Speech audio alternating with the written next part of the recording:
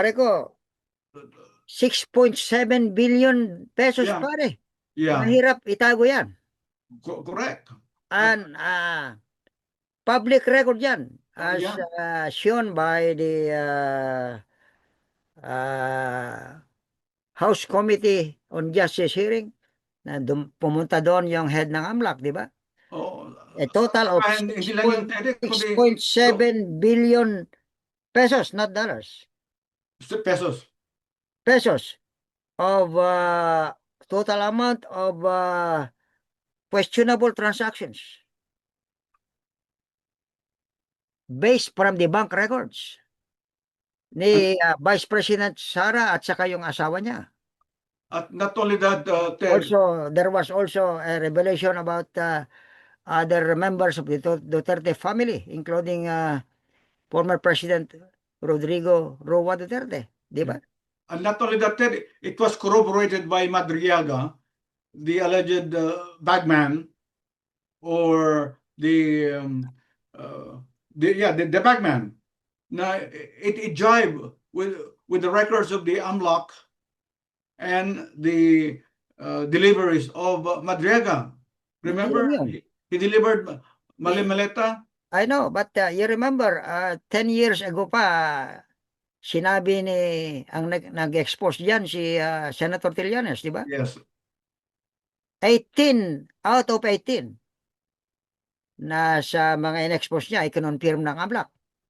correct, yes. Di ba? Yeah, Kaya nga nagiging hero tuloy sa ibang tao, sa mga ibang tao si Senator Trillanes dahil walang naniniwala sa kanya sa kanya noon wala. noon at challenge pa niya si Presidente Duterte nung araw na while he was president to sign a waiver.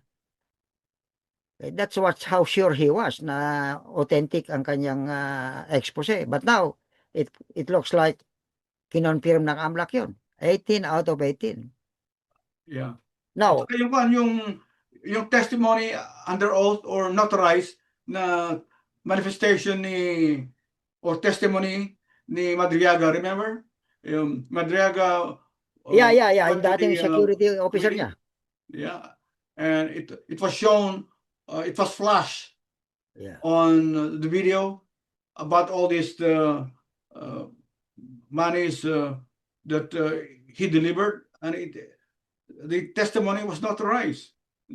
So paano pa makakalusot? Kaya kung wala kang tinatago, we just want transparency and accountability. Yeah, pare. And even without yung testimony ni Madriaga, the AMLAC record, sa tingin ko, we can stand alone. Yeah, correct. Yes. Kasi public records don't lie, pare. Oh, yeah. At numbers don't lie. Correct. Yeah. Kaya,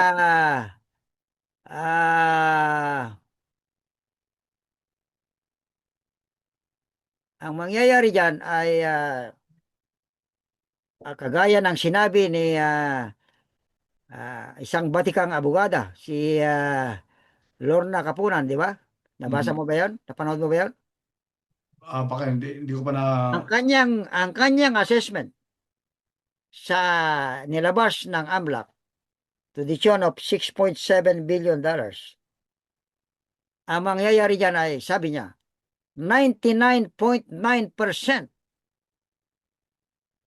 ang conviction assessment niya against Sara. And he based his assessment, sabi niya, 45 years of courtroom experience. He said, very damaging daw. Yeah. Yung AMLAC records because public records don't lie. Correct. Yes. Nobody can refute it, sabi niya. Yeah. Not even their lawyers. Walang deniability. That's her quote. Mhm. Walang deniability yung public record na yan. So, I think they will do everything they could do to stop the impeachment sa Senado. Yeah. They will do everything, but if you think you're clear, if VP Sara thinks that there's no anomaly or there's no corruption there, then let it be investigated or tried in court. Hindi na sa opinion kundi sa Senado. Pare ko, that is unexplained wealth. Unexplained wealth. Saan galing yung 6.7 billion? Yeah. Paano niya Na-accumulate. that's the issue here ng Yeah. AMLAC. Kaya questionable transactions yun. Where did she get 6.7 billion? Yeah. At, How much is she earning? Was she earning as a vice mayor, and now vice president? those are unexplained wealth, Teddy. Yeah. Unexplained wealth. So, Unexplained wealth. mahirap lusutan. Kaya yan ang prediction ni Yeah. Attorney Lorna Capunan. 99.9%. Yeah. And he said, realistic assessment daw niya yan. Yeah. Kasi numbers don't lie. And Correct. public records don't lie, sabi niya. Kaya Pero may kahit palusot i-set si- aside mo yung testimony ni Madriaga, Yes, of course. mahirap daw i-refute yung public record Yeah. na yan. Mahirap daw i-refute. Correct. At nitty-gritty, kahit na pinaka-minute na details, inilahad niya Yeah. ng testimony. So, At paano sa tingin ko, makalusot at tingin ko, they will do everything under the sun to stop the impeachment sa Senate. Paring papasa sa House, but ang kanilang strategy dyan ay to stop the impeachment in the Senate. Sa tingin ko, ang una nilang, which they're doing now, their legal maneuvers is to go to the Supreme Court, di ba? Again? Yeah, they went there already to stop it. So, paano Now, if natin they fail there, ang pangalawang strategy nila, to stop it in the Senate. How? Eh, marami silang kaalyado sa Senado, pare. That's by the nga ang numbers, problema. Yan ang problema ngayon. Yun na nga. Usapan natin. Kasi, Pero alam mo, Ted, kailangan 16 senators oh, ang Pero may- bubuto kontra kay Sara pero Ted, for sa impeachment. ang ibig sabihin, magbulag-bulagan yung mga senador with Yan, all exactly. with all the testimonies, the proofs that was corroborated by Trillanes, by Madriaga, by AMLAC. Very damaging yung AMLAC daw. Oh, Evidence. wag naman sanang, yun ang kanilang defense strategy. Elevate nila ulit sa Supreme Court para ang Supreme Court sila magde-decide. But para sa akin, lumang tugtugin na yan, Ted. Kaya nga, tupurong nga yung strategy nila. Kung if they fail in the Senate, they will exercise their muscle in the if they fail in the Supreme Court, they exercise their muscle in the Senate. At marami silang alipo kasama doon. Oh, pero Yan ngayon ang dapat paghandaan ng taong bayan. Kaya naalala ko yung sinabi mo, if despite the glaring evidence, the senators who are siding with Vice President Sara Duterte close their eyes. Magagalit ang public yan. Of course. Kagaya ng sinabi mo sa akin sa kanina dito sa vlog natin. Baka mag-people power ang mga tao sa Vice President. Kung hindi lang sa Vice President, pati sa mga senador. Yes. Na despite the glaring evidence ay deter na blind eye, magbulag-bulagan sila, ay kawawa sila sa taong bayan yan, yung mga senador na yon. They will earn the ire and the wrath of the people. Exactly. Yeah. At sabi nga sa Biblia, the voice of the people is the voice of God. Kung hindi nila may stop. Vox Populi, Vox Dei. Yeah, Vox Populi, Vox Dei. Yeah, exactly. Kaya yan ang ating abangan. Yeah. Kaya palagi ko rin sinusundan itong development sa Pilipinas, Ted, dahil tayo rito din sa Amerika ay naapektahan because alam mo na nabasa ko sa social media na the number one country when it comes to corruption is the Philippines. Uy, ganun ba? Oo, nakita ko sa andon sa social media at ako'y nahihiya. Nakala ko yung social media na nagkalat niyan, was it based in the Philippines? Sa Facebook. Is it in the Philippines ang Here, base here, international. of because of this ongoing Yeah, yung flood control yeah. buruhaha pare, scandal. Biro mo, number one sa At corruption. ngayon naman lumalabas na naman 6.7 billion naman ka attributed to the Dutertes, Correct. especially the Vice President. Pero alam mo, Ted, makakarma din sila. Remember, si si Rodrigo Roa Duterte, na pinagmamalaki niya, kill those suspected drug dealers and they fight, or if they resist, kill Yeah. them. So, din mo nangyari sa kanya, hindi niya nalusutan yung karma na, tingnan mo, palagi niya sinasabi na, akong bahala sa inyo. Tuloy, nakarma siya. Nung dumababa sa airport from Hong Kong, di siya pinusasan. So, ganun din ang mangyayari, Ted. Crime does not pay. Yeah, Oh, crime kaya, doesn't pay. Duterte now is hibernating there in jail now. In The Hague. And by the way, yung issue ng jurisdiction na release ng mga abogado niya sa ICC, dinismiss ng ICC, di ba? Yeah.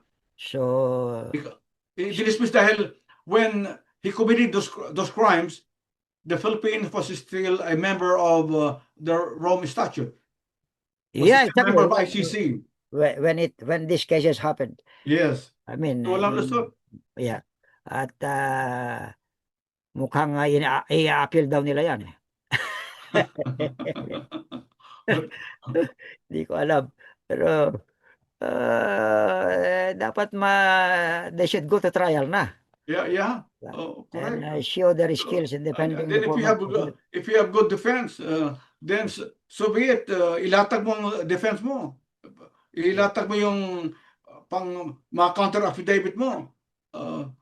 Ngayon ang isang defense nila, Ted, is lalo na yung asawa din ni Sarah, na sabi niya, hindi ako kasama diyan, sabi niya, dahil wala akong alam diyan, sabi niya. Pero ang hindi niya alam na kung ano man ang na-accumulate ni Sarah, and this is a community property or communal property between a husband and wife, it's a common property, community property. Conjugal property. Conjugal property. So, whatever is the property of the wife is also the property of the husband. Well, alam mo na yung mga palusot yan.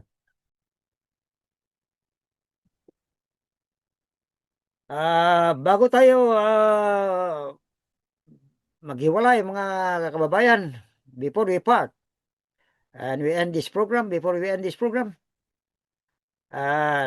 let me congratulate one more time for another feat ang ating co-host na si Dan Nino, dahil he was recently appointed by the new mayor of his city, Cerritos City in Los Angeles, in person of a Filipino-American lady by the name of Linda Johnson. Ito si Linda Johnson ay he's been there for quite a while.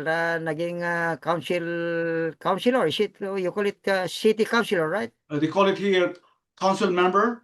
Council member. Starting in 2022, and then she became mayor pro tem or vice mayor in 2025. But now she became mayor. She became mayor last April. March, I mean. So, congratulations one more time, Dan, for being appointed as a member of the City Celebrations Committee. So, double whammy. First, you were elected as president of the Philippine Global Media Group. Now, you are a member of the City Celebrations Committee.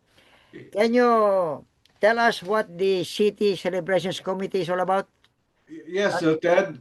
The City Celebrations Committee is an advisory group of the appointing mayor to act as advisory group for our various events or major events in the city of Cerritos, like Let Freedom Ring or the 4th of July, the Wow. Obi Fest, the Santa Sleigh Ride, Oh, Santa every December, oh yeah.